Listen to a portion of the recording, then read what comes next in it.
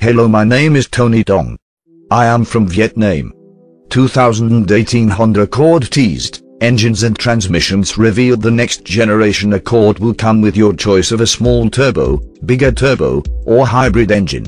The Honda Accord has been a go-to choice for mid-size sedan buyers looking for a low-maintenance, impeccably built, and respectably sporty machine for the past 4 decades. The completely overhauled, 10th generation Accord is set to introduce itself sometime later this year, but that hasn't stopped Honda from trickling out some vital info on its critical and commercial darling beforehand. The Japanese automaker has released powertrain details for the upcoming 2018 Honda Accord, along with an official shot of the test mule. The redesigned Accord will come with 3 engine choices: a 1.5-litre turbocharged 4-cylinder likely lifted from the Civic, a 2.0-litre turbocharged 4-cylinder taking the place of the outgoing V6 option, and the next-generation 2-motor hybrid system developed in-house. More interestingly, perhaps, are the transmission options on tap. Honda has thankfully kept the 6-speed manuals around for both gasoline engines.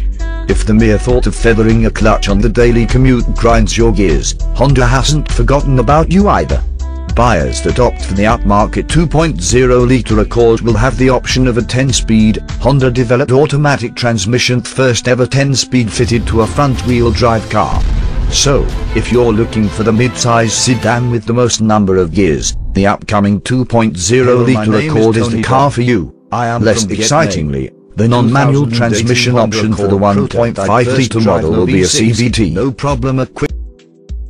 To Honda, the new car will be the most stylish, refined, fuel-efficient, and fun to drive Accord ever. Quite a tall order, considering how fun and competent Honda's previous mid-size offerings have been over the years. Looking at how successful the redesigned Civic has been, though, color this writer stoked for this new Accord. That said, that the first car I ever drove was a 92 DX, which was eventually replaced by a 16 Sport. So this author might be a little biased. Thank you for watching. For the follow-up, subscribe to the channel yourself here. 6 and less than the Type R, so between 278 and 306 horsepower, and 252 and 295 pound-feet of torque. Want to start a wager? Leave a comment below. The automatic feels almost like a continuously variable transmission, always in the meat of the turbo engine's power, but without the droning often associated with CVTs. Switching to a smaller motor is also intended to help improve fuel economy.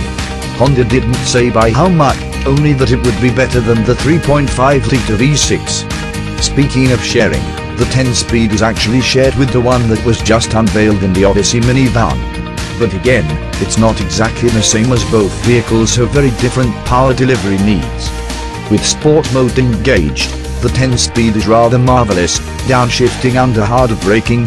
The audible rev matches is by far my favorite thing. Under heavy acceleration, the upshifts are smooth and quick, skipping gears as necessary to get up to speed. The automatic feels almost like a continuously variable transmission, always in the meat of the turbo engine's power, but without the droning often associated with CVTs.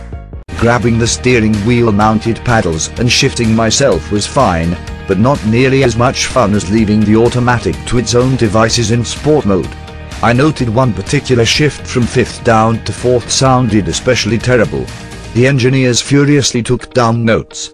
When asked what Honda benchmarked during development of the 2018 Accord, a project engineer pointed out the Mercedes-Benz C-Class and E-Class, along with the BMW 3 and 5 series, noting the wish to move the Accord upmarket.